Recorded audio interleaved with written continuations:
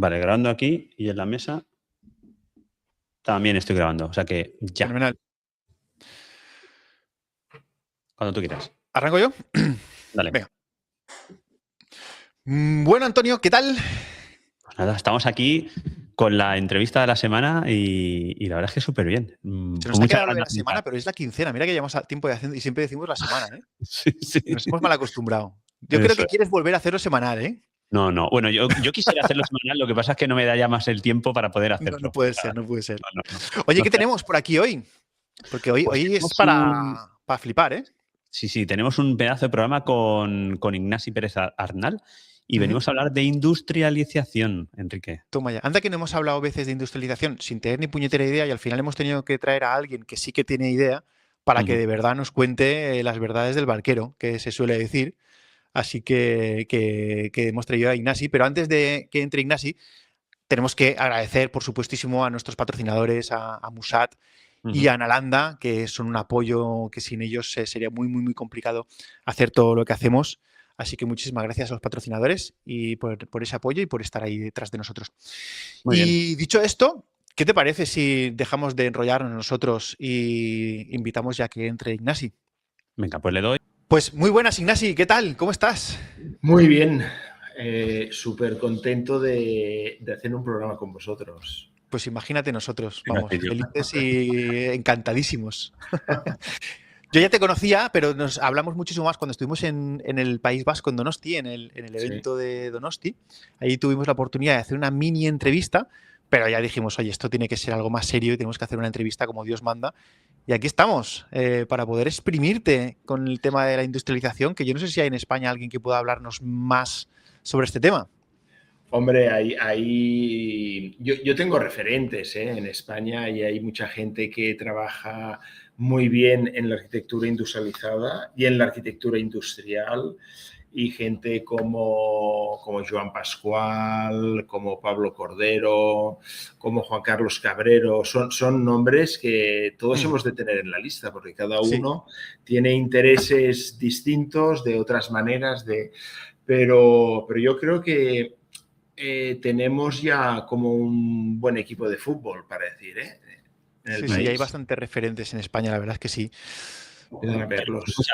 O sea, está bien esos referentes, pero queremos que te presentes tú, Ignasi. ¿Quién es Ignasi? Para la gente que no te conoce y así pues te ponen en el lugar. Espérate que Ignasi solo contando quién es Ignasi, qué hace, ya tenemos para todo el programa, porque hace un montón de cosas. Pero intentaré ser breve. No, a ver, yo sí, normalmente hago muchas cosas y aún tengo la sensación de que aún debería hacer más, ¿no?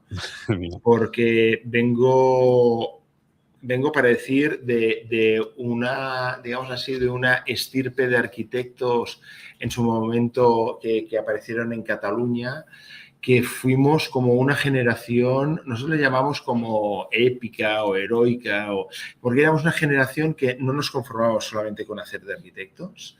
Y entonces tuve la suerte de estar en el equipo de Quaderns de Arquitectura y Urbanismo, que es una revista del Colegio de Arquitectos de Cataluña, que en su momento la llevaba un gran arquitecto para mí, que era Josep Lluís Mateo, y después Manuel Gausa, que recientemente, este pasado mes de agosto, tuvo a bien dejarnos para siempre, pero fue la persona que introdujo a toda una generación de arquitectos y fotógrafos como Jordi Bernadó o diseñadores gráficos como Ramón Prat, y fundamos Actar Arquitectura, después Actar Editorial, después el Festival Metápolis, montamos la JAC, la Agrupación de Jóvenes Arquitectos de Cataluña, después montamos la Escuela de Arquitectura en la UIC, en la Universidad Internacional de Cataluña, porque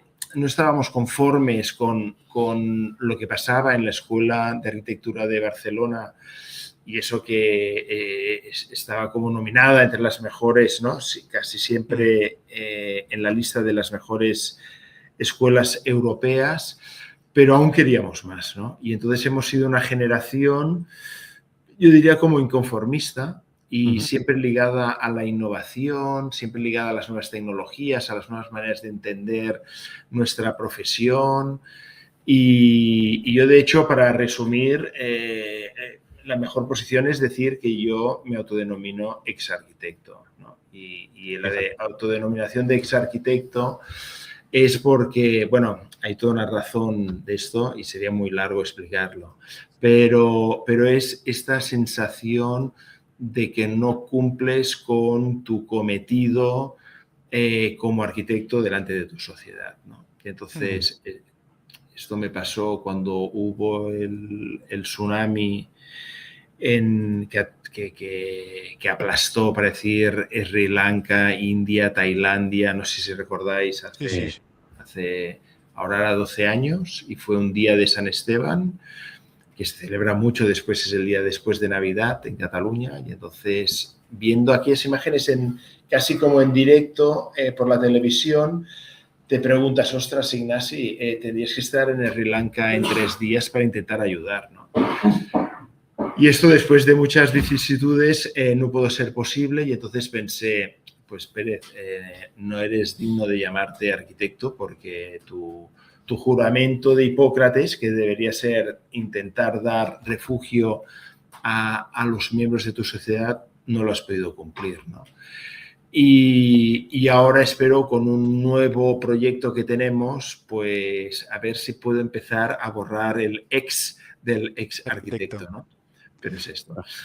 Y así también, poco por encima, quizá también es de remarcar el hecho de que estuve durante casi 10 años dirigiendo el European BIM Summit en Barcelona, que fue como el gran punto de referencia, creo yo, sobre el BIM, y que me aportó el hecho de poder llegar a tener una gran agenda de contactos aquí a nivel mundial, y entonces porque mi trabajo era traer la mejor gente posible cada año para un evento que duraba 1 día y medio, que pretendía ser súper ejecutivo, y que aquello que tú no sabías sobre BIM y las posibles aplicaciones de BIM, te pudieras imbuir de esto en ese 1 día y medio en Barcelona, ¿no? Y después de esto me llevó a dirigir los contenidos de un congreso que está creciendo, casi diría no exponencialmente, pero casi, que se llama Rebuild, que se celebra en Madrid. Ahora será la 9ª edición en el mes de marzo, los días 24, 25 y 26 de marzo, a las que os invito a ser no solamente asistentes, sino también ponentes, porque precisamente una de las áreas que está cambiando muchísimo en nuestro sector es el hecho de que la información y la comunicación tienen una especial importancia en nuestra profesión, ¿no? Y en nuestro sector. Y ya empezamos el año pasado con un par de sesiones sobre comunicación y arquitectura, comunicación y edificación, pero este año ya vamos directos a los influencers, ¿no? Entre los que estáis vosotros. Entonces, es fundamental empezar a entender que vienen muchos cambios en nuestra profesión. Hoy hablaremos, creo, de muchos de ellos, y uno de ellos es cómo comunicar. Uno de ellos es cómo comunicarnos, ya, entre todos los agentes que están en esta, digamos así, cadena de valor de un proyecto de edificación. Pero lo otro también es cómo nos comunicamos hacia el exterior, ¿no? Cómo hacemos ver lo que hacemos y el valor, ¿no?, de lo que hacemos. Exacto. O sea, y esto, pues bueno, muchas veces, a veces lo comentamos, ¿no? No puedes, y esto me pasaba a raíz de cosas que hemos hablado, a veces, yo recuerdo haber en Quaderns, pudimos publicar la sede del Banco de España de Girona, de Elías Torres y Martínez La Peña, en su momento, en los años 90, y no hubo ningún problema. Y a veces, cuando haces en el European BIM Summit o en Rebuild, y te preguntan, bueno, oye, es que me gustaría mostrar tal proyecto, Pero es que es confidencial, lo comentábamos, ¿no? Sí. Y dices, o sea, es que no sé ni por qué me lo dices, porque siendo confidencial no lo puedes enseñar. Claro. O sea, entonces ahora, o sea, yo entiendo que el Banco de España podría ser confidencial y lo publicamos. Claro, no publicamos la planta donde estaba la caja fuerte, ¿no? Pero publicamos todo el proyecto, un proyecto magnífico. Y entonces, y después es imposible publicar una vivienda de una persona, ¿sabes? Y dices, bueno, el mundo está cambiando y hay muchas cosas que están interfiriendo positivamente y negativamente, ¿no? Y yo creo que el análisis de esto es lo que hace muy, muy interesante la época en la que estamos atravesando ahora, ¿no? Por supuesto. Pues sí. Oye, ¿qué conexión tiene Ignasi en el mundillo de la industrialización? Porque evidentemente todo esto que nos has contado lo hilamos en toda la innovación que nos has dicho, que siempre estaba ahí en la innovación, y entiendo que esta parte de industrialización es, en cierta manera, innovación dentro del sector desde hace unos años. Sí. ¿Cuál es la conexión? ¿Cómo te hace el clic de entrar en este sector? Mira, el clic es... yo tuve una fortuna increíble desde mi punto de vista. Yo, el segundo año de arquitectura, puedo decir que me aburría un poco, ¿vale? Y me aburría un poco y después descubres por qué. Porque no experimentamos con ningún material, ¿sabes? O sea, sí que experimentamos con todo el mundo de lo que ha de ser el diseño arquitectónico, pero nada con las herramientas para lograr aquello, ¿no? Y entonces, en segundo año, pues bueno, ni mis padres, ni mi familia, ni nadie a mi entorno era del mundo de la construcción, ni de la ingeniería, ni de la arquitectura. Entonces pensé, bueno, quiero hacer como prácticas, ¿no? Quiero entrar en contacto ya directo con la profesión, ¿no? Y entonces había una cosa que se llamaban las páginas amarillas, que nadie recordará, pero bueno, eran unos bloques... Bajo el monitor para levantarlo. Sí, eran libros que tenían pues 15, 18 centímetros de lomo, ¿no? De color amarillo, que te los ofrecía Telefónica, que te los repartía vivienda por vivienda, y entonces allí habían todos los teléfonos de la ciudad, ¿no? Y empecé por la A de arquitectos, y entonces en la A de arquitectos empecé a mirar, ¿no? Habían las páginas azules y las amarillas, y entonces por la F, me costó bastante, y en la F hubo un arquitecto que se llamaba Ignasi Font-Llausió, que dijo que sí, que le interesaba que yo fuera a colaborar, porque eran como prácticas, después me empezó a pagar y empezó una relación profesional, ¿no? Pero es que yo recuerdo, yo empecé arquitectura en el 82, esto fue en el 84, y en el 84 él ya empezó a interesarse por tener un ordenador. Y dices, ostras, yo la primera vez que veía un ordenador, y en ese ordenador, que iba primero con disquetes, después ya compró 2 ordenadores con Unix, el despacho éramos 2 personas, el máximo llegamos a ser 4 personas, pero fue capaz de ver la innovación delante suyo. O sea, compró ordenadores, compró un sistema Unix que iba como con unas cintas de VHS, no sé si recordáis, o sea, en vez de grabar en disquete, y compró un programa BIM, porque era un programa francés que se llamaba Mountain Top. No estaba traducido al español, o sea, una cosa increíble. Y tenía multipantalla, diseñábamos en volumen, y para mí esto ya era Building Information Modeling, ¿vale? Y esto ya en el 84. Y entonces dices, ostras, a mí esto que me llevó a entregar mi proyecto final de carrera totalmente ploteado y diseñado por ordenador. Y yo súper contento delante de un tribunal de 5 grandes arquitectos que para mí eran como los máximos, ¿no? Estaban Labastida, Serra, Bru, etcétera, los mejores para mí, y me suspendieron. Y me suspendieron. Yo entendía por qué y les pregunté, no sé, no os parece bien, 56 A1s ploteados en poliéster perfectamente aquí. Y además unas acuarelas, tal, y me dijeron que no, que me suspendían porque el ordenador había hecho mi trabajo. Ya ves. Y entonces, primero entendí ya que me había equivocado de carrera, ¿no? Probablemente, y que me había equivocado de herramientas. Cuando yo pensaba que lo primordial sería, ¿no?, utilizar lo último de lo último, Yo no sé si alguien iría a un médico y le dice, mira, no te preocupes, tienes un cáncer y te voy a operar como se operaba hace 70 años. Tú tranquilo. Lo haces, ¿no? Empiezas a correr, ¿no? O un abogado que te dijera, usted no se preocupe, lo voy a defender súper bien. Y yo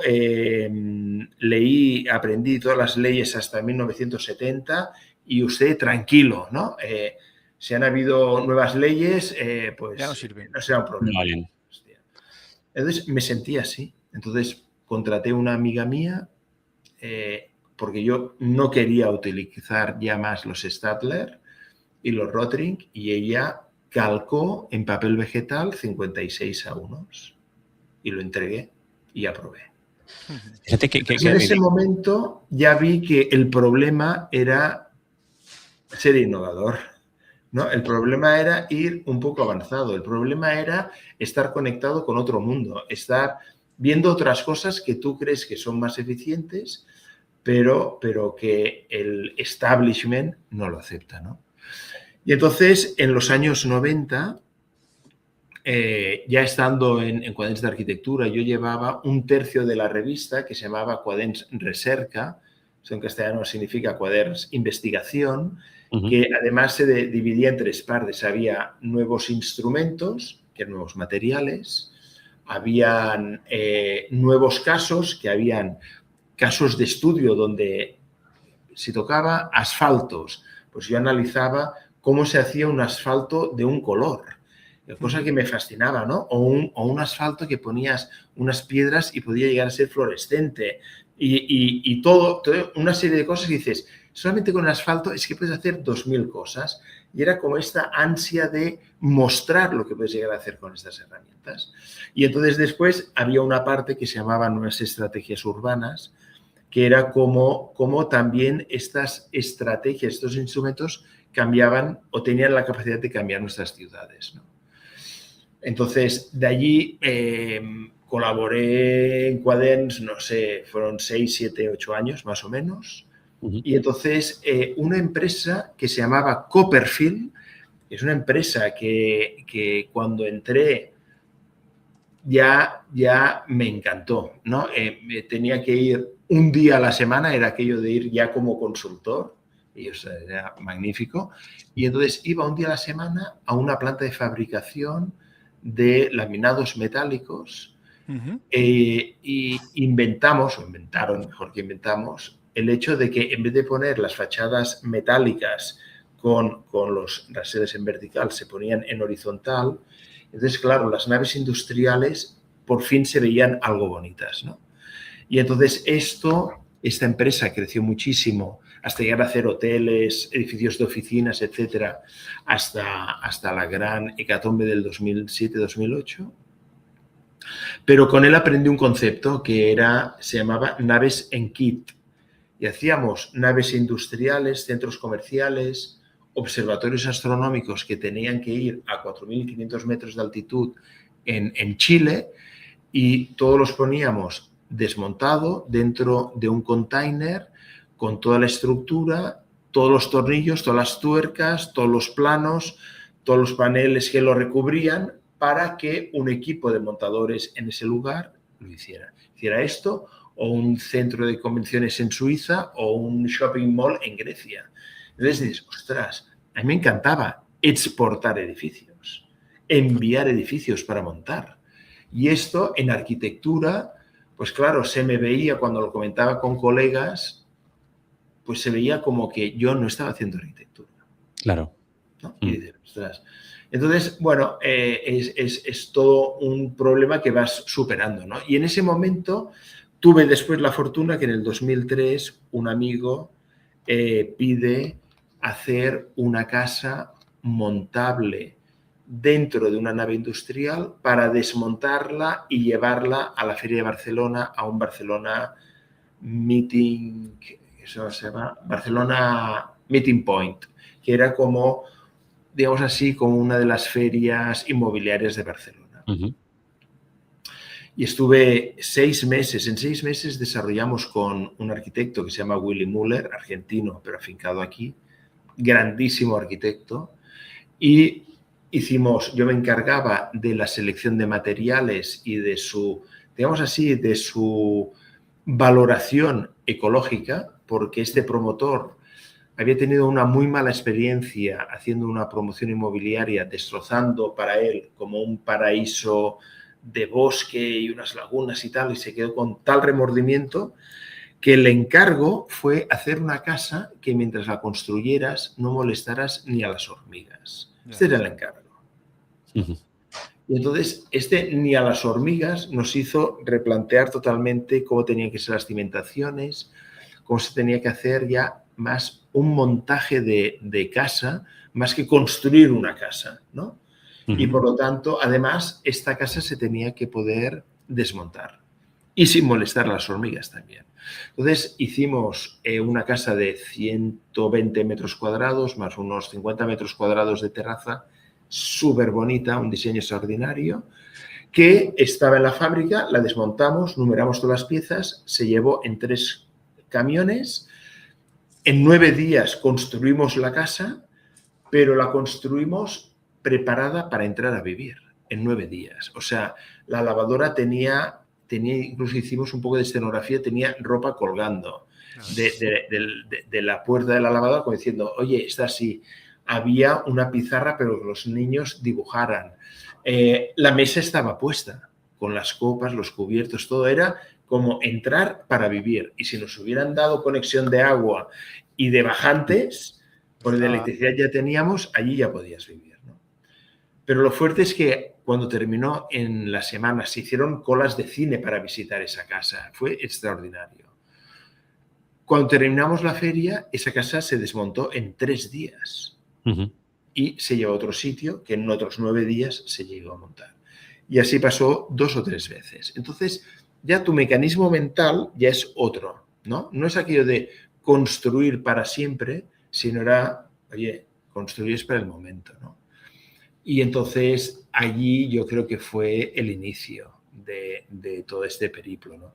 Ahora, 20 años más tarde, pues estamos en otra fase. Estamos ahora en una fase de levantamiento de fondos para una nueva startup industrial que se llama Atom Modular, uh-huh. Donde lo que queremos hacer es construir casas como coches. Queremos realmente industrializar de forma masiva la vivienda. Cadena de montaje, ¿no? Cadena de montaje. O sea, igual que Henry Ford quería motorizar Estados Unidos, nosotros mucho más humildes, pero la idea es, y quizá por eso me puedo quitar el del ex arquitecto, el hecho de poder ofrecer vivienda a toda aquella persona que la necesite, ¿no? Y para que se la construya también o sea, la idea es hacer el IKEA de la vivienda. En este caso, nosotros es que nos preocupa muchísimo, en mi socio, que tenemos la sociedad al 50%, es constructor de 4ª generación, uh-huh. y es aparejador, arquitecto técnico, y siempre hemos sido tanto él, lo que nos ha unido es la queja por los errores en la construcción. Uh-huh. No lo soportamos, ¿no? Entonces, esto, Antonio, cuando ves muchos errores de construcción in situ, tienes ganas como de solventarlos, ¿no? Sí. Entonces, mejor ejemplo es un automóvil, ¿no? Un automóvil antes tenía a veces algún error, ¿no? La puerta no cerraba bien, la ventana se atrancaba, tenías que hacer un rodaje de 1000 kilómetros o 3000 kilómetros antes de poderlo poner a 120 o 140 por hora, ¿no? Pero ahora cuando se te entrega un coche, no necesitas rodaje, todo cierra perfecto, vas a 180 kilómetros por hora, por no decir más velocidades, bajo una lluvia y no te entra ni una gota de agua. Yo vivo en una finca al lado de Sagrada Familia en Barcelona que va a 0 kilómetros por hora y cuando hay una gran lluvia me entra agua en casa. Hostia, ¿cómo puede ser esto? Y entonces es la manera de entender cómo puedes tener un espacio de vivienda de calidad y poder estar viviendo allí. Y esto es lo fundamental. Y entonces esta es el interés por poder hacer algo que realmente te sirva a la sociedad, ¿no? Entonces, Antonio, no es tanto de autoconstrucción, aunque hay algunas iniciativas en este sentido muy buenas, sino que es de intentar, la nuestra es minimizar el tiempo in situ. Entonces vamos a la banda contraria, que es el hecho de que son módulos tridimensionales completamente acabados por dentro y por fuera, que se ensamblan clic-clac en obra. Entonces esto nos permite poderlos también exportar, que es lo que nos interesa. Súper importante también en la industria del automóvil es que saben cuántos segundos tardan en hacer cada coche y al final cómo son. Nosotros ahora estamos... Tener todo muy preparado. Estamos empezando a trabajar con esto, ¿no? Hoy hemos tenido una reunión con gente que hace unos sándwiches de madera y XPS y dices, mira, pues vamos a hablar sobre esto, ¿no? Pues hemos estado 1 hora y media porque, claro, esto es un contralaminado con un aislamiento térmico con otro contralaminado y puedes jugar de 1000 formas distintas, ¿no? Puedes decir, oye, y esto puede ir un HPL, que sería una fórmica, una melamina por encima para que el agua, si rebota o hay nieve o no sé qué, no afecte. Sí. ¿Y qué cola necesitas? Esta. ¿Y qué grueso tiene esta melamina? Puede ser de 0,5 hasta 1. Y puede estar grabada. ¿Y de qué colores son? ¿Sabes? Y esto lo pones cuando estás prensando el sándwich o después del sándwich. El sándwich, ¿cómo lo encolas? ¿Qué cola? Claro, a nosotros nos interesa mucho por el tema de la sostenibilidad. Entonces, claro, una cola tóxica pues nos hace daño, ¿sabes? Entonces, oye, ¿y la cola? ¿Y cómo pones esta cola? ¿A qué temperatura pones esto? ¿100 grados o 120? ¿La madera es kilómetro cero? ¿El XPS es kilómetro cero? ¿El HPL es kilómetro cero? ¿Podemos poner una impregnación de ignífuga? ¿Podemos protegerlo contra los xilófagos? O sea, es que esto para 2 centímetros que va a tener el suelo. ¿Sabes? O sea, dices, ¿y esto cuántas veces lo vamos a hacer?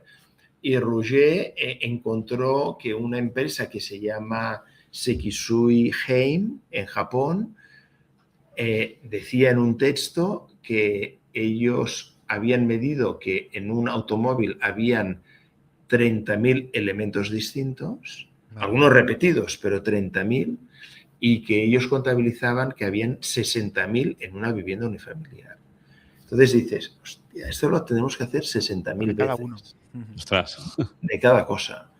Porque, claro, un tornillo puede estar cincado, puede estar galvanizado, puede tener la cabeza avellanada, puede ser para un tornavís en cruz, puede tener una rosquilla y después ser liso y después ser autotaladrante, o puede tener todo rosquilla sin autotaladrante, o puede ser todo fino sin rosquilla. ¿Esta rosquilla cómo es?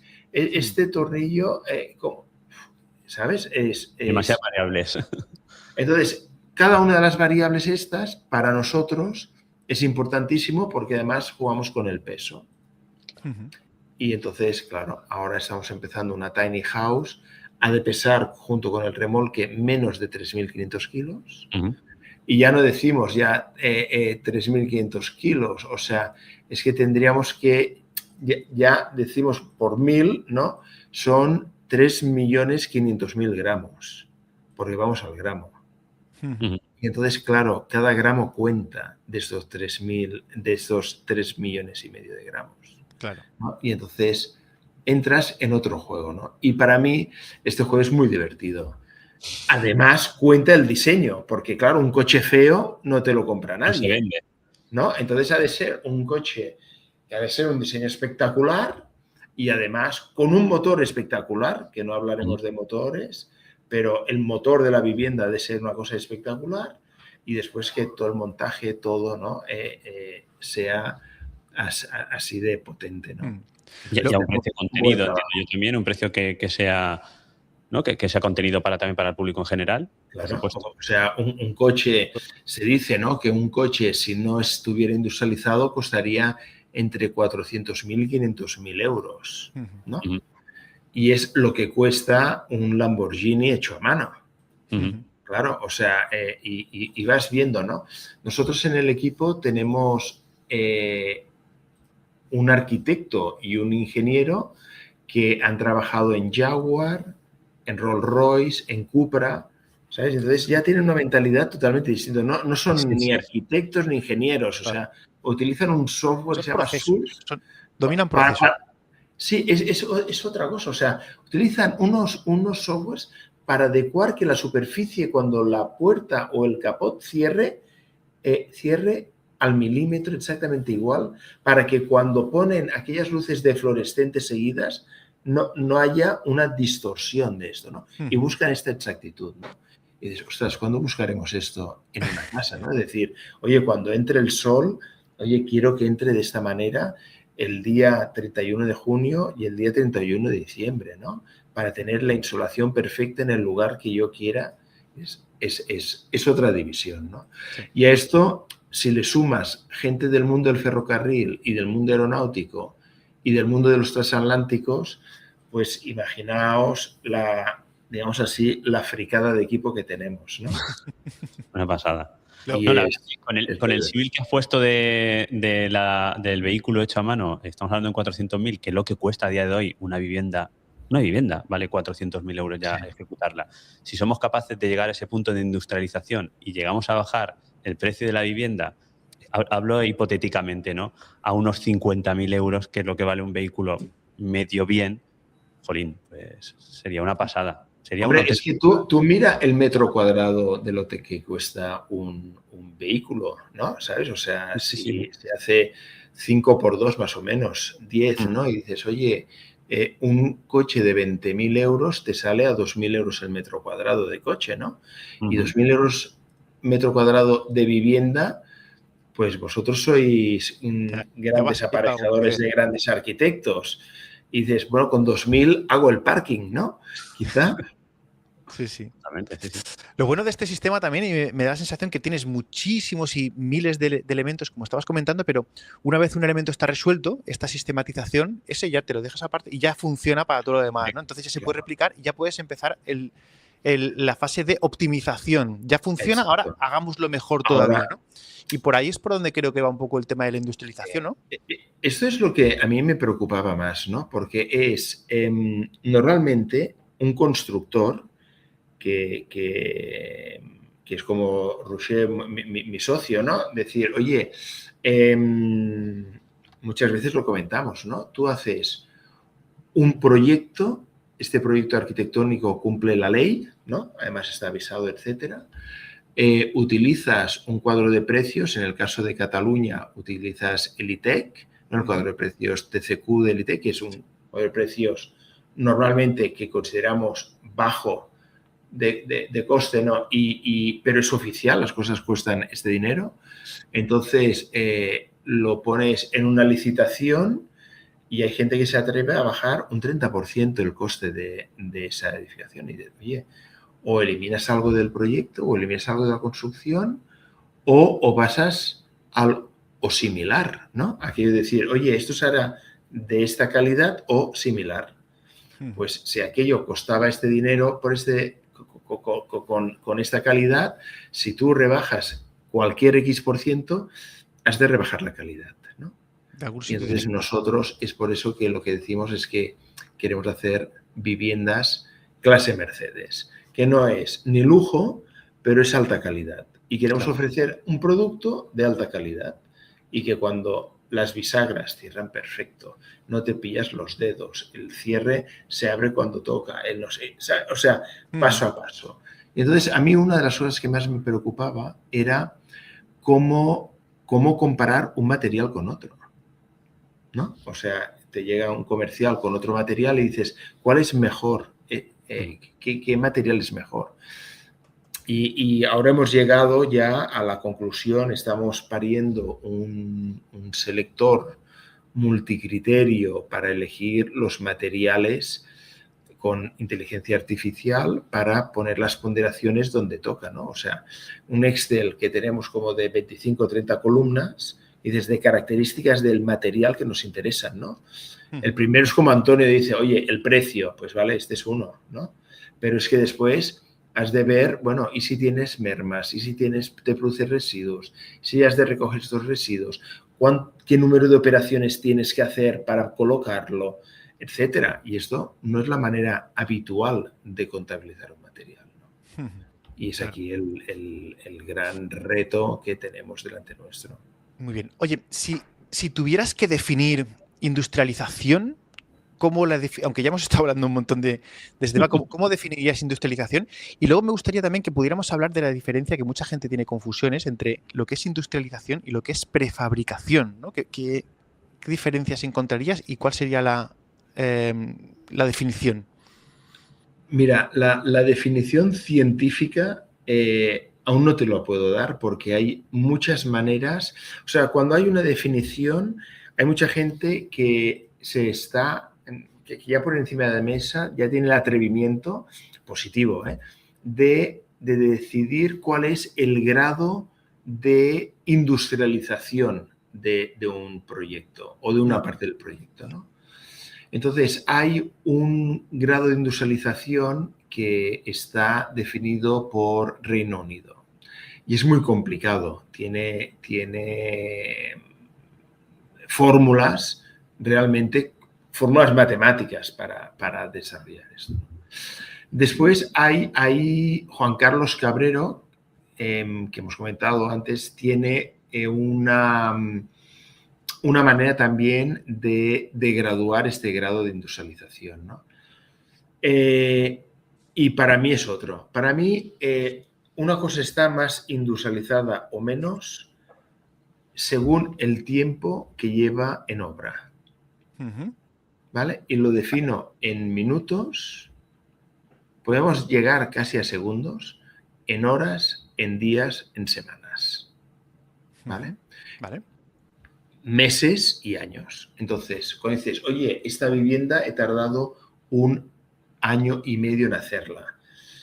Pues, hostia, grado de industrialización 5, el último, ¿sabes? Porque es que, ¿qué quieres que te diga? 1 año y medio para hacer esto, ¿no? Dices, y entonces vas viendo, no, utilizo una serie de componentes, ¿no? Y en vez de esto lo hago en meses. Hombre, pues para mí ya sería 4, ¿no? Oye, no, es que ya tenemos una serie de forjados y de paneles y esto ya lo hacemos en semanas. Ostras, esto es 3, ¿no?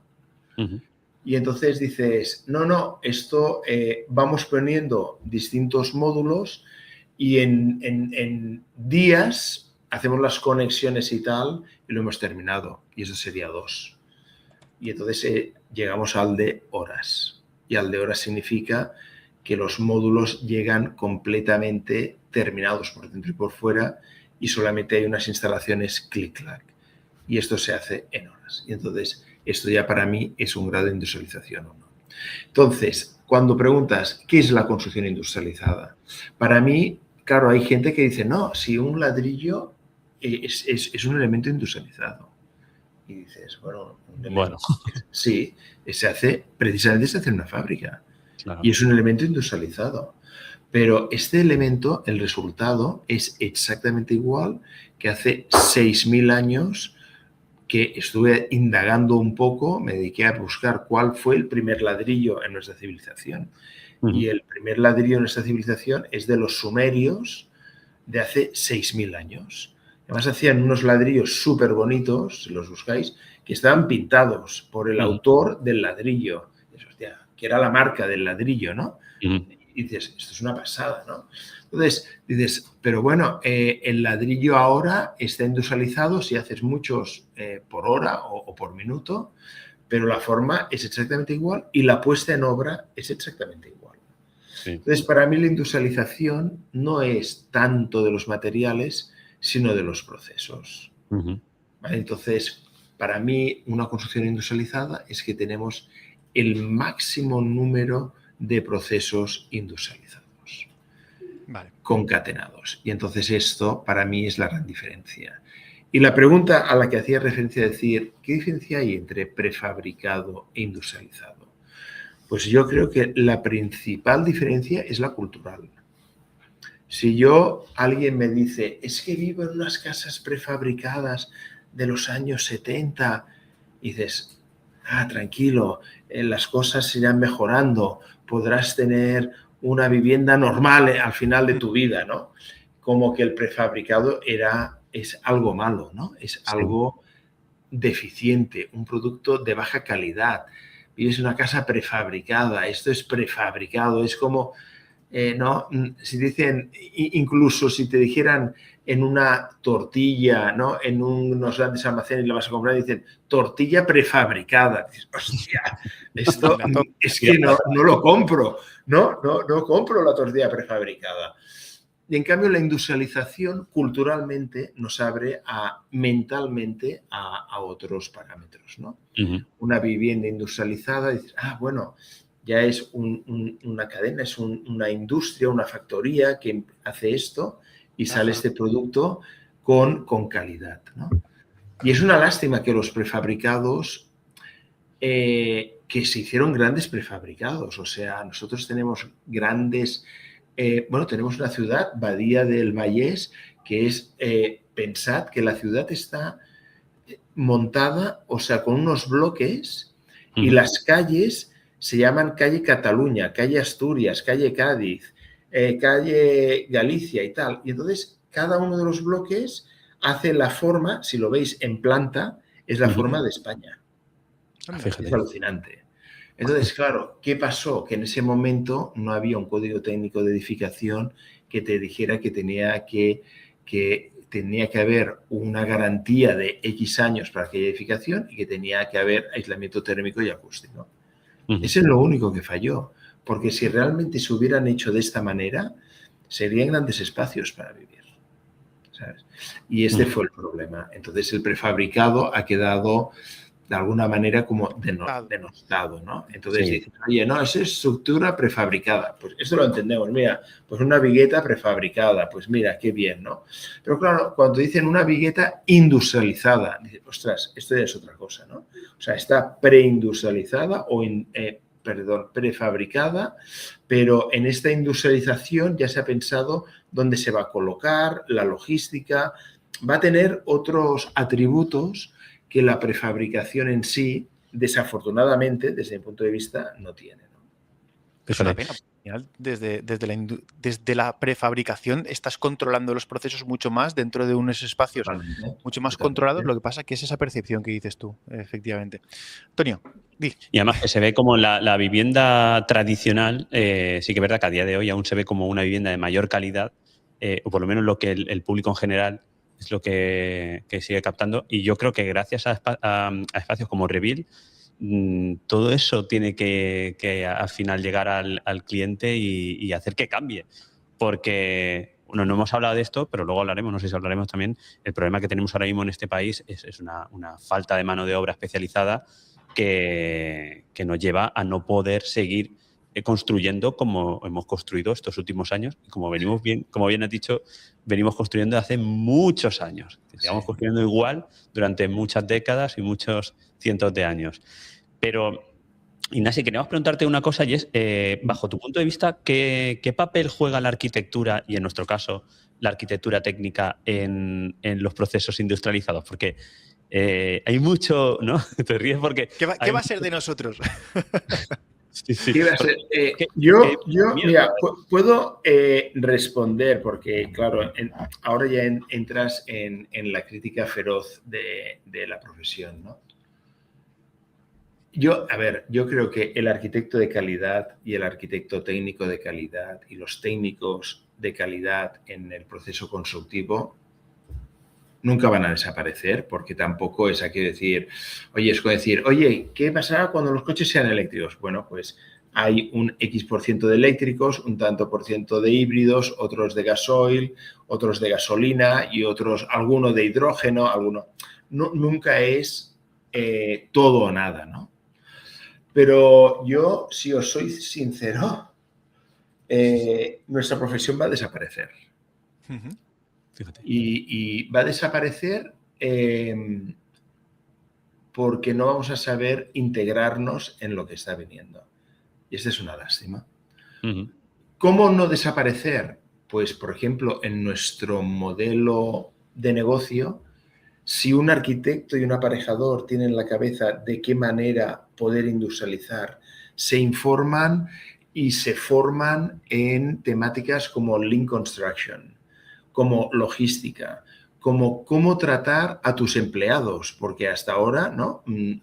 Era un poco de látigo, ¿no? No te importa la cultura en que vienen, su formación.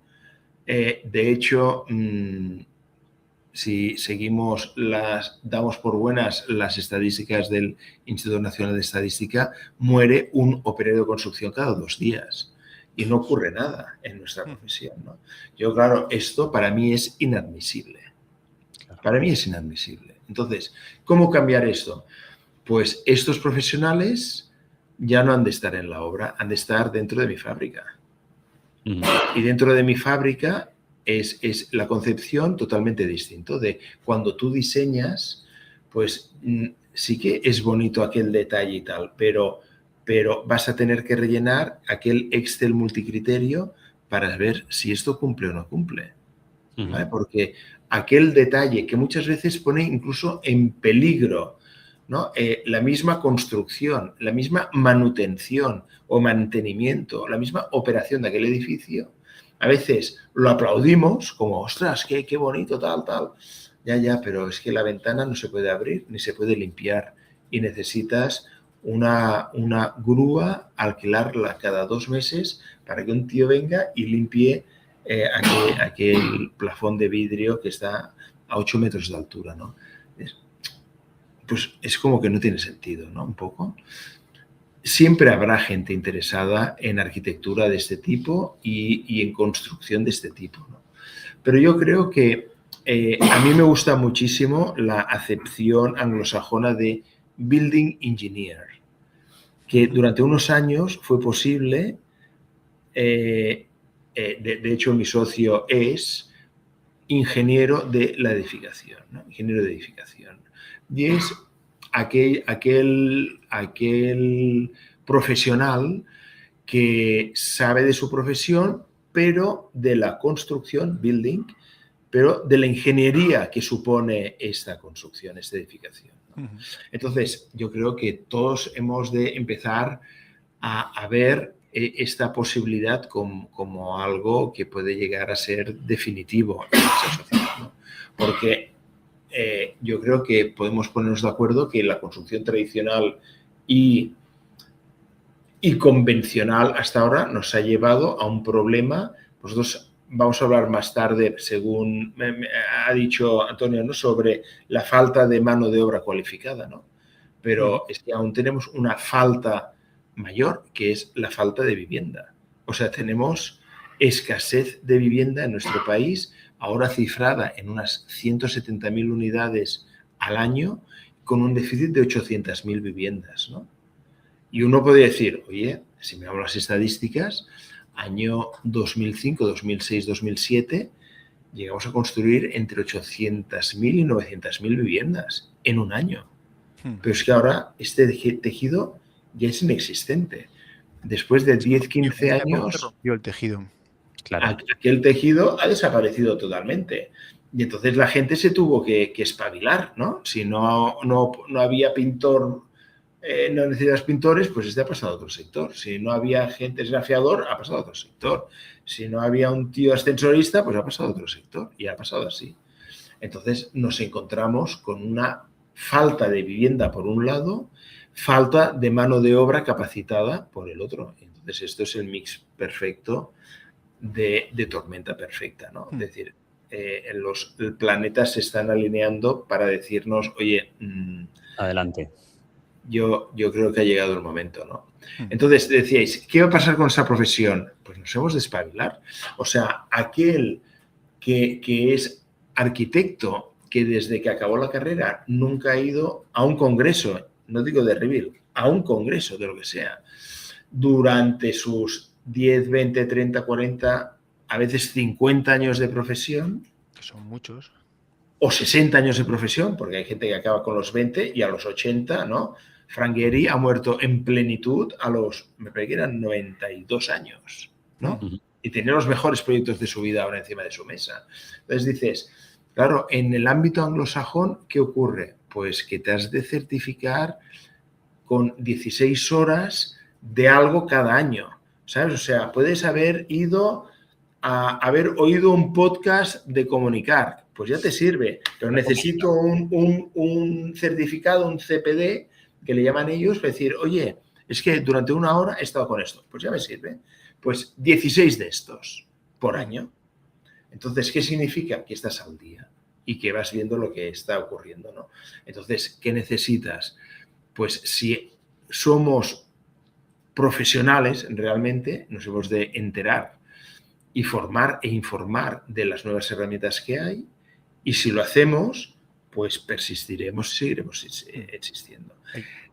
¿No estamos interesados en esto? Pues oye, vayamos a un dentista que no utiliza anestesia, pues ¿verdad que nadie lo utiliza? Pues claro. Nadie va a aquella consulta, pues le pasará lo mismo. El que no se actualice, cuando se dé cuenta que no está actualizado, será tarde y tendrá que correr y lo hará mal. Y al final, por lo que estás comentando, hemos vuelto a hablar de procesos. Entonces nos tenemos que convertir en profesionales más que conocedores de la construcción, conocedores de los procesos optimizados para poder construir, ¿no? En este entorno que nos estás comentando, ¿qué ocurre con la arquitectura de autor? ¿Tú crees que va a seguir existiendo o esa arquitectura de autor también vamos a ser capaces de buscar procesos que industrialicen incluso esa arquitectura de autor? Hay grandes arquitectos autores que hacen esto.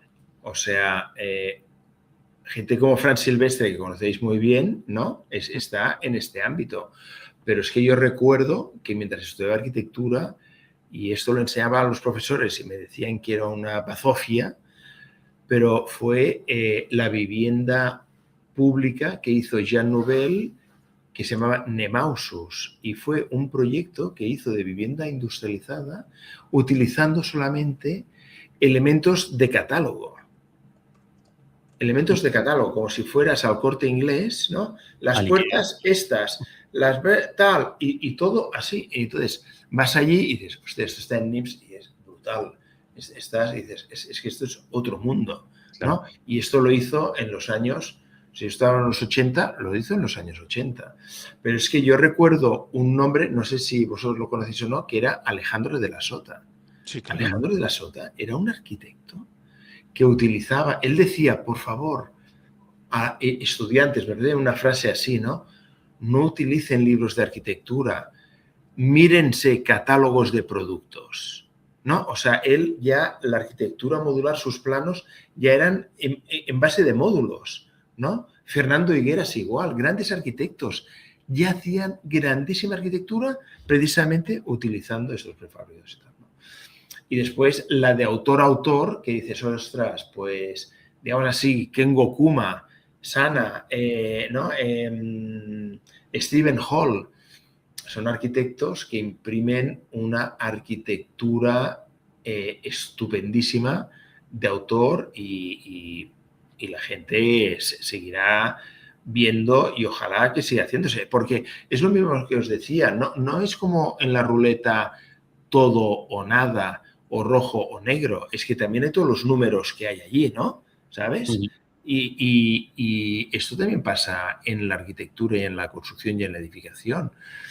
Hay arquitectura muy especial, arquitectura artesanal, arquitectura hecha a mano, arquitectura tradicional, arquitectura convencional, y habrá una parte que yo creo que es la que quizá de todas ellas crecerá más, que será la arquitectura industrializada o la construcción industrializada o la fabricación industrializada de espacios arquitectónicos, ¿no? O sea, sí.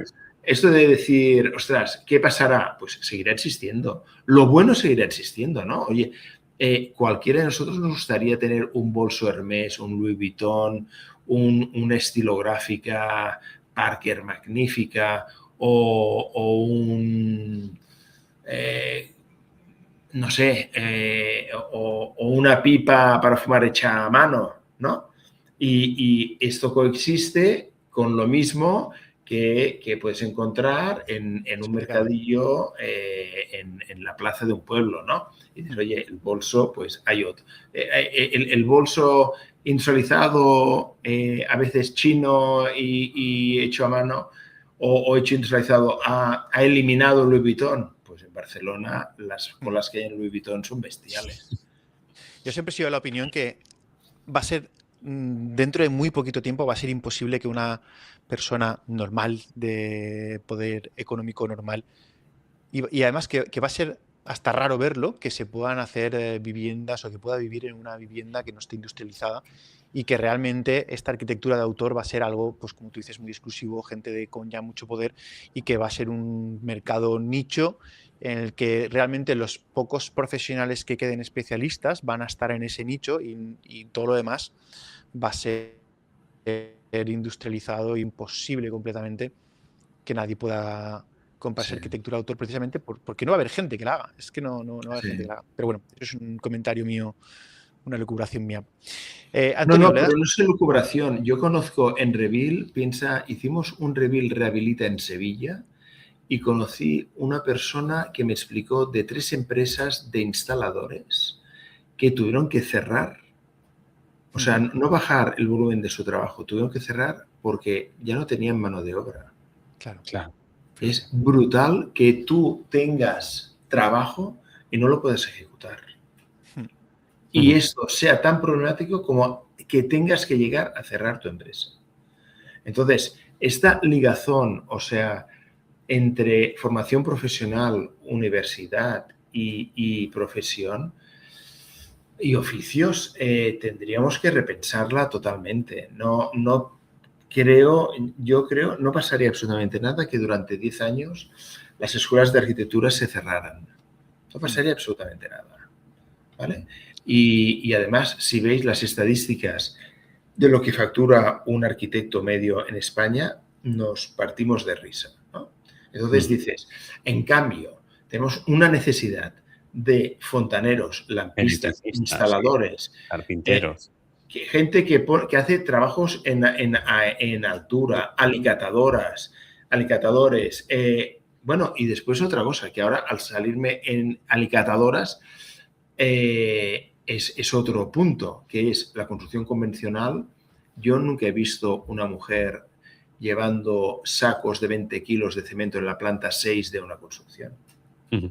No la he visto. La única mujer que he visto fue conduciendo un camión hormigonera. Pero en una obra nunca he visto una mujer. Quizá no las he visto yo, y vosotros habéis visto muchas. Pero la construcción industrializada, perfectamente, nosotros queremos no hacer ser paritarios en Atom Modular con las mujeres, que queremos una empresa del 60 o 70 o 80 o 90 o 100% de mujeres en la plantilla, tranquilísimamente, y haciendo cientos miles de viviendas por año. Y esto la construcción convencional no lo puede asumir. Y entonces también tiene un gran problema, ¿no? Porque solamente pueden ser hombres, ¿no? Y hombres fuertes, porque además si es un hombre con alguna otra funcionalidad, pues tampoco puede estar en la obra. Y es, hombre, entonces ¿qué podemos hacer? La verdad es que sí, la verdad es que se complica un poco el tema del personal y los que estamos en obra el día a día lo estamos viendo. Lo estamos viendo que se retrasan cada vez más la construcción de una vivienda tradicional. Cada vez se dilata más en el tiempo y sobre todo por eso, por la falta de mano de obra especializada, la falta de técnicos especializados, que no hemos hablado y también es otro punto. Pero Ignasi, mira, al hilo de todo el tema de la industrialización, sí que quería preguntarte que a día de hoy sabemos que se están industrializando fachadas, hay baños o cocinas que también se están industrializando. Quería preguntarte sobre eso, cómo lo ves y qué es lo que está por llegar. ¿Qué se está Mira, haciendo sobre el tema de baños y cocinas, yo creo, lo dividiría en dos principalmente, ¿no? Porque los baños, yo recuerdo un primer estudio cuando hicimos el primer rebuild Yo creo que solamente había Hidrodiseño haciendo en ese momento baños en España. Y me parece que la producción era de 3.000 o 4.000 baños al año, ¿no? Hace nada me dijeron que ya estaba estudiado que en España se producían más de 40.000 baños industrializados por año. ¿Vale? O sea que en 7, 8, 9 años esto se ha multiplicado por 10, ¿no? Pasar de 4.000 a 40.000, ¿no?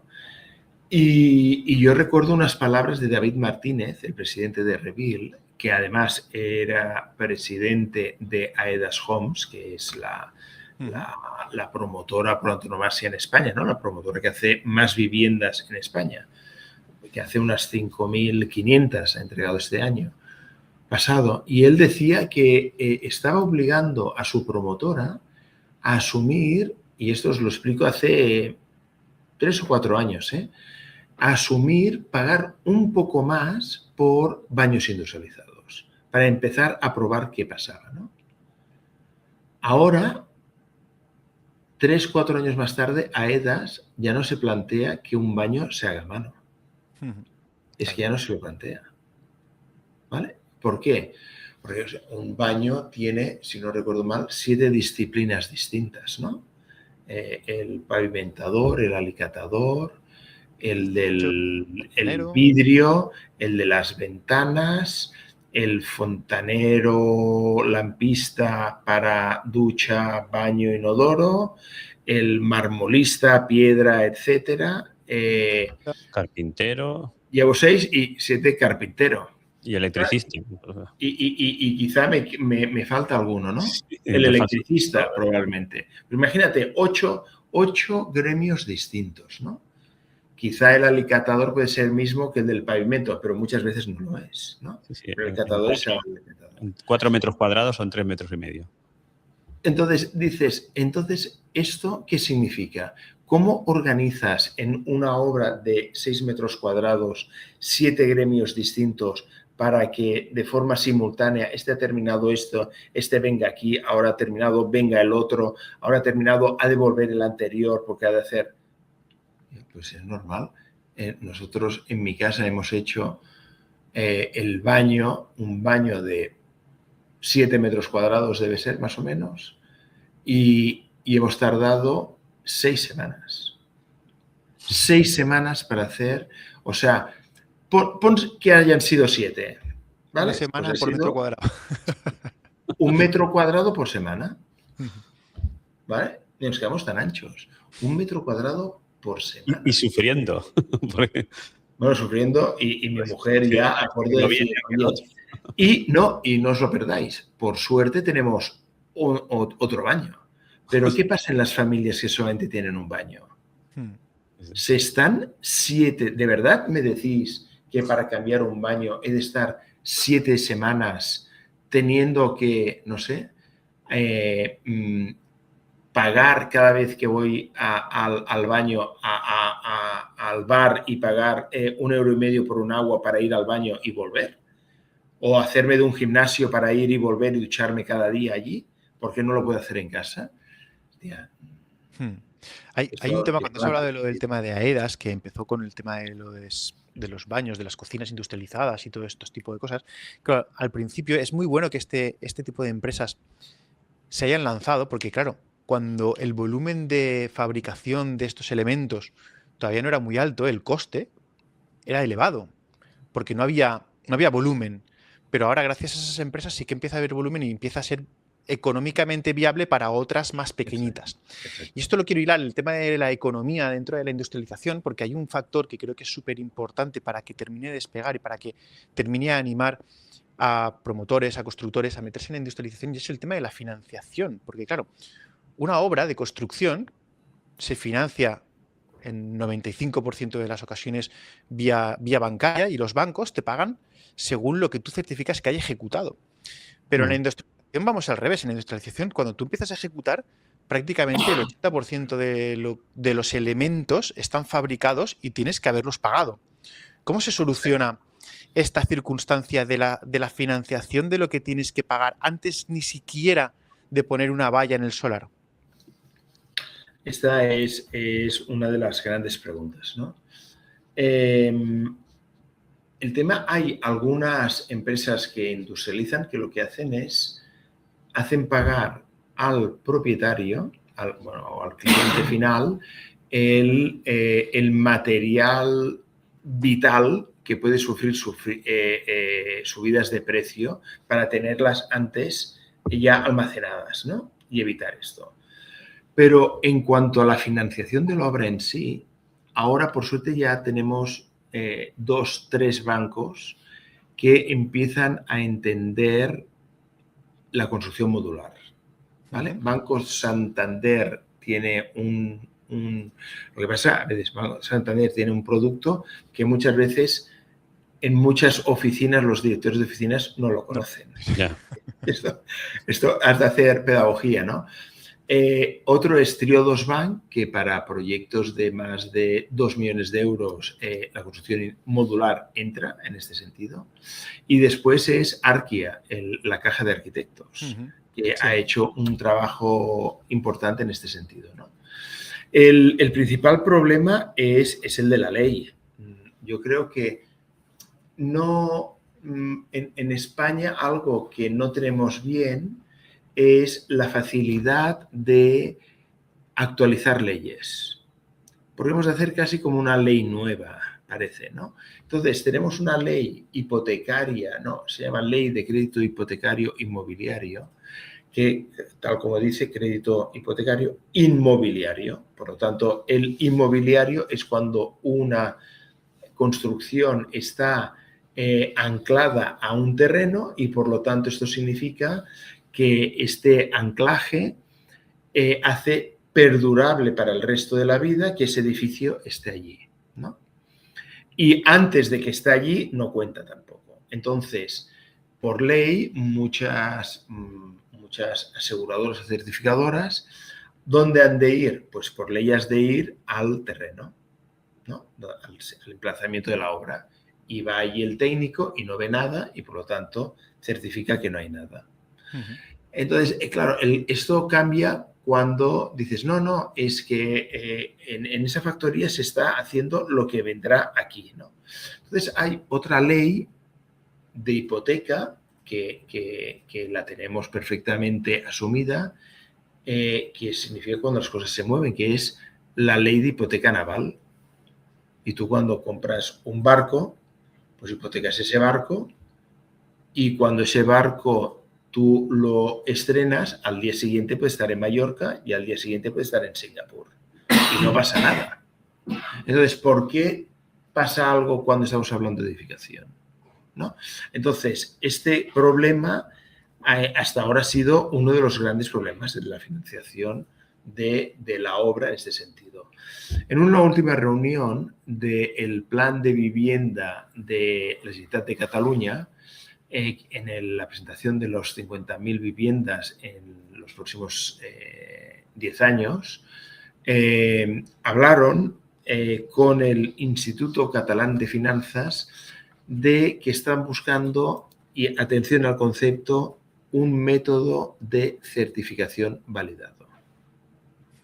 Entonces, el Instituto Catalán de Finanzas estaba de acuerdo en avalar una construcción o una fabricación que el método de certificación que diga que aquel panel 2D que está en aquella empresa y que será la casa de Antonio y aquel otro panel 2D o suelo que sea para Enrique y aquel módulo 3D o un bathpot, un baño visualizado que ponga Ignasi Pérez Arnal, se pueda certificar de una forma válida que van a ser parte de tu casa, Antonio, de la tuya, Enrique, y de la mía, Ignasi. ¿Vale? Entonces, esto yo siempre intento explicar que es muy fácil. O sea, Zara, cuando vas a comprar una camiseta de 9,99, si te la quieres ir llevando sin pagar, resulta que tiene un código RFID que empieza a sonar una alarma y te dice, oiga, señor, usted se la está llevando y no ha pagado, ¿no? Entonces, si esto se puede hacer para una camiseta de 9,99 euros, no se puede hacer para un módulo que quizá cuesta 100.000 euros, o 20.000, o 30.000, o 40.000, o 50.000, 60.000, 70.000, 80.000 euros. Acreditar. Pues claro que sí que se puede hacer, ¿no? Entonces, además, la gente sabe que si suena aquel RFID, seguro que saben qué tipo de camiseta es y de qué color es y cuál es. Pues lo tendrán grabado, ¿no? Oye, me han robado un anorak de 25 euros o de 250 euros. Y esto pasa. Entonces, ¿por qué no aplicarlo en el sector de la construcción o de la edificación o de la fabricación? Pues igual que un coche. Oye, yo tengo un coche, tú tienes el mismo coche de la misma pintura con el mismo motor y tal, ¿y cómo distinguimos que uno es el tuyo y el otro es el mío? Pues abrimos el capó y en el bastidor está grabado un número. Y hay un número que dice, este es el de Ignasi y este es el de Antonio y este es el de Enrique. Y ya está. Por lo tanto, ¿qué hemos de hacer? Actualizar esta ley lo antes posible. Y hacer un anexo, ley de crédito hipotecario, y tenemos que decir no inmobiliario o mobiliario, que significaría que es, oye, yo compro unos módulos que van sobre ruedas y vivo en ellos. ¿Puedo vivir? Oye, ¿se cumple el CTE? Sí. Oye, ¿puedo vivir en ellos? Hombre, si tiene la superficie mínima, sí. Pues vale, pues ya está. Y por lo tanto, cuando compras esto, miremos el número de bastidor, que puede ser RFID, puede ser NFTs, puede ser 2.000 cosas distintas, ¿no? Que pueda tener una marca, puede ser un QR que tenga aquella pieza, aquel elemento, aquel componente o aquel módulo y sepamos que es de tal persona. Y ya está. Al final todos los problemas acaban en voluntad política de resolverlos, ¿eh? Y como no la tienen, no se resuelven. Pero bueno, eso. Pero fíjate, Enrique, también que una autocaravana al final es una vivienda, o puedes llegar a ser una vivienda, hay mucha gente que vive, pero claro, como está asociado a un vehículo, ya es diferente, ¿vale? Claro. Ya es diferente. Ya te pueden dar un préstamo para comprar ese vehículo, ¿vale? Que al final es una vivienda. O sea, hay gente que vive en autocaravanas porque quieren vivir en autocaravana, no por necesidad o lo que sea. Pues sí, lo que dices tú, al final es voluntad política y ya está. Bueno, esta voluntad política, a ver, si viajamos un poco, lo ves rápido, ¿no? Cuando dices, oye, Suecia tiene hay gente que dice, no, el 80% es prefabricado e industrializado en Suecia. Oye, tú vas a Suecia, vas a Dinamarca, vas a los países bálticos, vas al sur de Suiza, vas al norte de Austria, están utilizando estas tecnologías para construcción. Oiga, ¿usted cómo lo hace? ¿Usted cómo da un permiso? ¿No? Pues ya está. Pues yo lo doy de esta manera. Pues oye, vuelves a tu país. Oye, hay 4 maneras para certificar esto. ¿Cuál escogemos? Y tan fácil como esto. Y se coloca un anexo en una ley de decir, oiga, cuando en vez de inmobiliario sea mobiliario, tenga en cuenta un método de certificación validado, que puede ser con esta tecnología y esta tecnología, ¿no? Con blockchain, sin blockchain, con IoT, que emita, no sé, con RFID, con QR, con cualquier tipología de sistema electrónico digital que permita el rastreo y trazabilidad de aquel módulo o de aquella pieza. Y ya está. Ahora que has comentado lo de los países de Suecia y todo eso, me ha venido a la cabeza un tema que también podríamos hablar, que no vamos a entrar porque ya se nos está yendo un montón de tiempo, que es los problemas que resuelve la industrialización en el sentido de, por ejemplo, en países en los que se pasan medio año que no se puede construir porque se congelan y ese tipo de cosas. Me viene a la cabeza también a lo mejor temas de robotización, que si abriéramos ese melón, pues también podríamos estar aquí otra hora o 2 horas más hablando, pero creo que lo tendremos que dejar para otro programa porque se nos está yendo un poquito. Pero, claro, no podemos cerrar hablando con Ignasi Pérez Arnal sin mencionar Rebuild, evidentemente, porque tú eres una parte muy importante de Rebuild y nos gustaría cerrar que nos contaras y que si pudiéramos sacarte algún secreto que vamos a tener este año en Rebuild o que nos cuentes alguna cosa que nos vamos a poder encontrar en Rebuild, aparte de encontrar un montón de compañeros a los que poder saludar. Pero este año yo creo que va a ser súper interesante. O sea, a ver, cada año... Claro, pensad que en Rebuild el año pasado, la edición pasada, vino un presidente de gobierno, 2 ministros y 10 concejales de vivienda. Entonces, a Ignasi Pérez Arnal le toca pensar, oye, ¿cómo podemos mejorar el Revil del año pasado? ¿No? Y dices, bueno, ¿qué invito a los Reyes, a Ursula von Leyen, a quién? ¿No?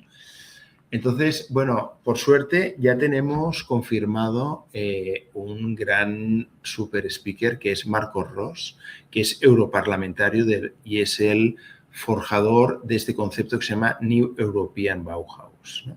Ajá. La Bauhaus hace 100 años en Europa cambió la manera de entender la arquitectura y ahora se espera volverla a cambiar 100 años después, ¿no? Y para mí es fundamental esto, ¿no?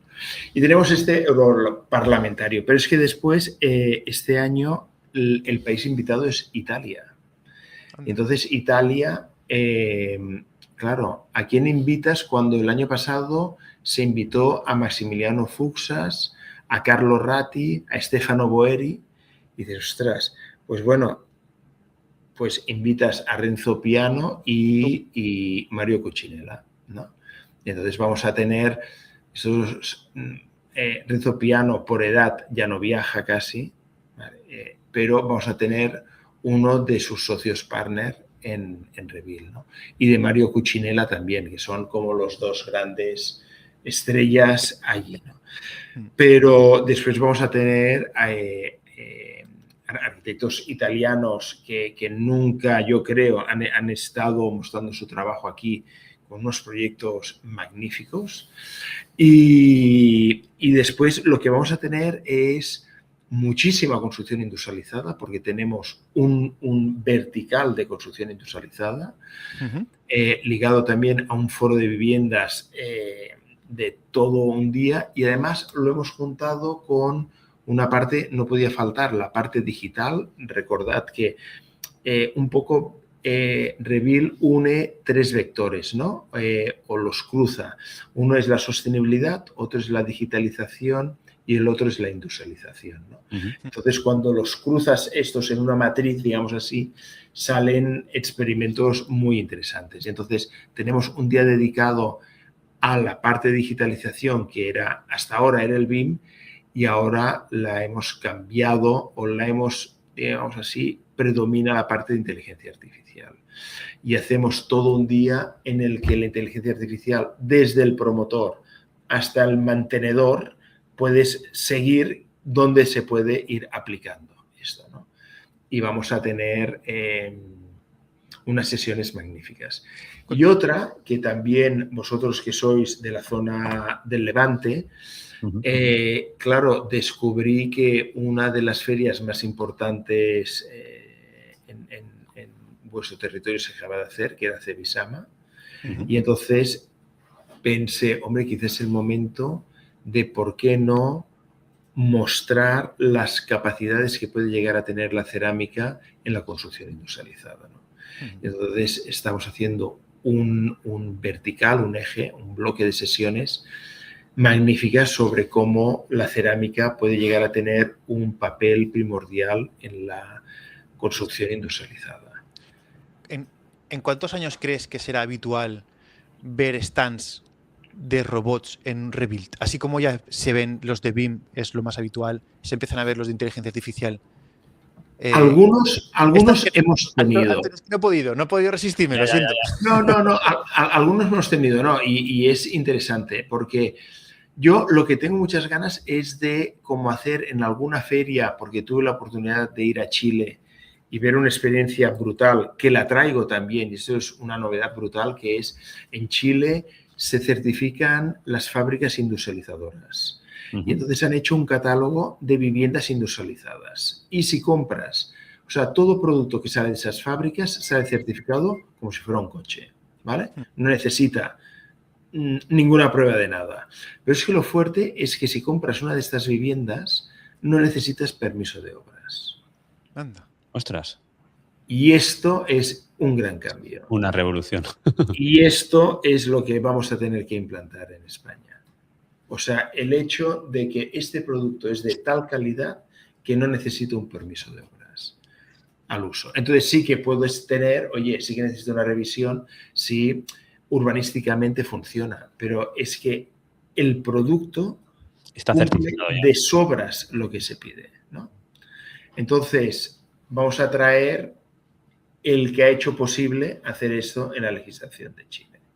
Entonces, ¿por qué lo decía esto, Enrique? Porque tengo ganas de que en la entrada de Revil pudiéramos ver una docena de módulos y componentes industrializados antes de entrar en la feria.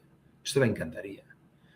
Y la otra cosa es la que tú dices, los robots dentro, ¿no? Yo he visto pasear algún Spot, aquel perro de Boston Dynamics y ahora de Hyundai, ¿no?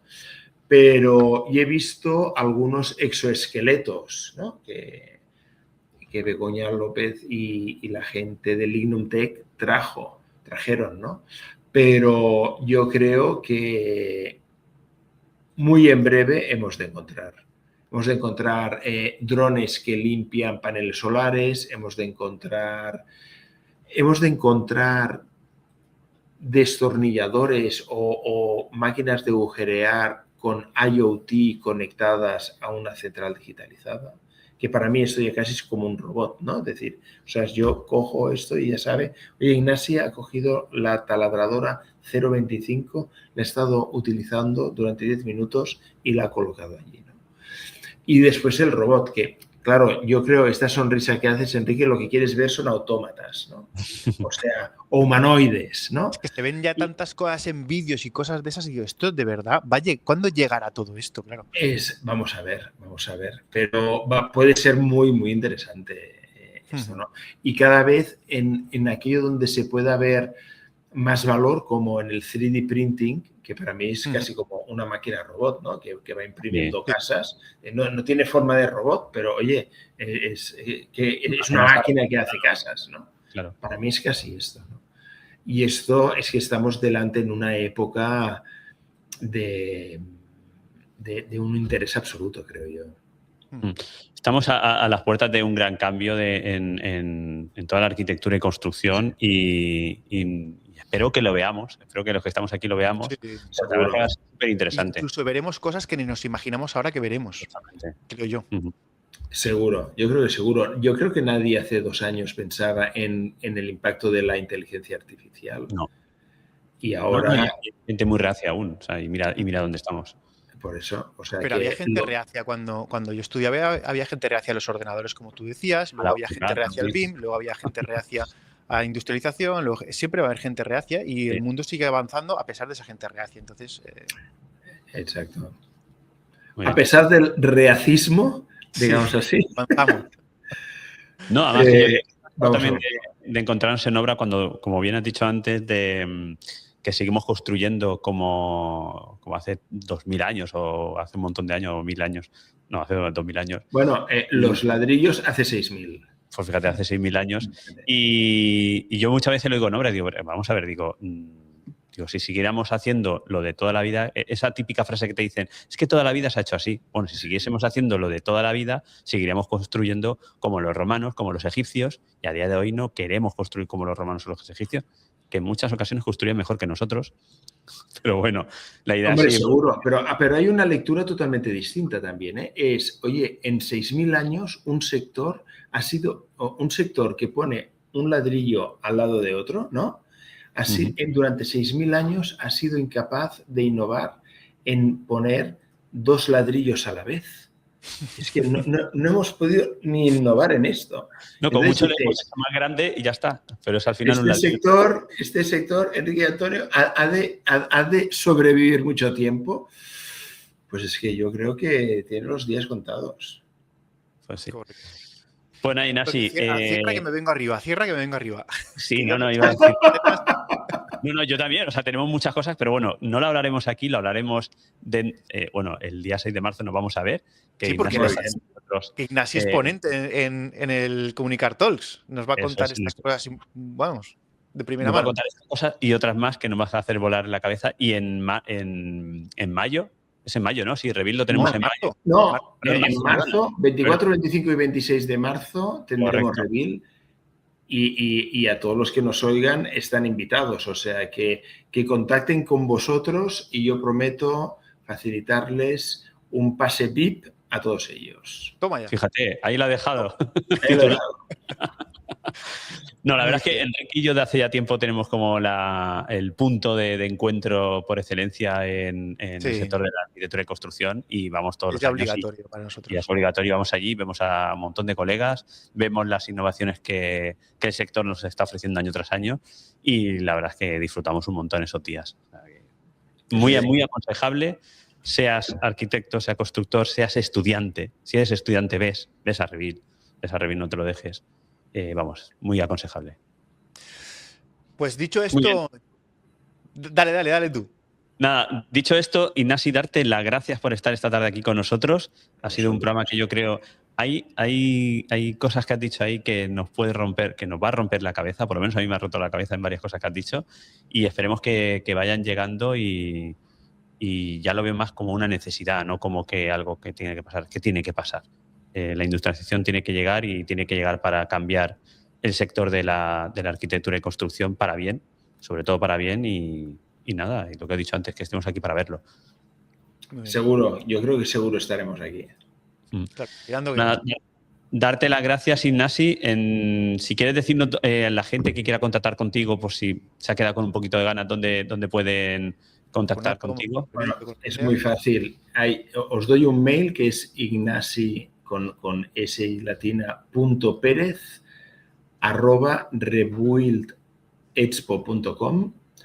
Y si es alguien que quiere invertir en la startup, también os lo diré, que es IPA de Ignasi Pérez Arnal @atommodular con 2 M's .xyz. Muy bien. Nosotros tomamos nota. Está Enrique ahí apuntando para luego dejarlo también en las notas del programa. Muy bien, cualquiera que quiera contactar ya sabe dónde contactar contigo. Bueno, Ignasi, muchísimas gracias por estar esta tarde aquí con nosotros. Ha sido un placer, como siempre. Un programón. Sí. Oye, pues muchísimas gracias a vosotros por la invitación. Me pongo a disposición porque han quedado muchos temas. Cuando lo veáis interesante o necesario, me lo comentáis y volvemos a conectarnos porque aparecen muchos temas que yo creo que nuestro sector necesita conocerlos, necesita digerirlos y necesita sobrepasarlos también, ¿no? Correcto. Muy bien. Perfecto. Pues al resto esperamos que os haya gustado. Bueno, estamos seguros que os habrá gustado este programón con Ignasi. Esperamos veros dentro de 15 días. Esperamos veros también en Rebuild y en Comunicar Talks, que es dentro de nada. Y poco más. Así que muchísimas gracias por estar ahí. Recordad que podéis compartir este programa para que otros compañeros que quizá no nos conozcan todavía puedan acceder a todos estos conocimientos de los invitados que traemos. Así que nada, nos vemos muy prontito. Y nada más, ya está. Muy bien. Pues nada. Chao, hasta luego. Hasta luego, encantado.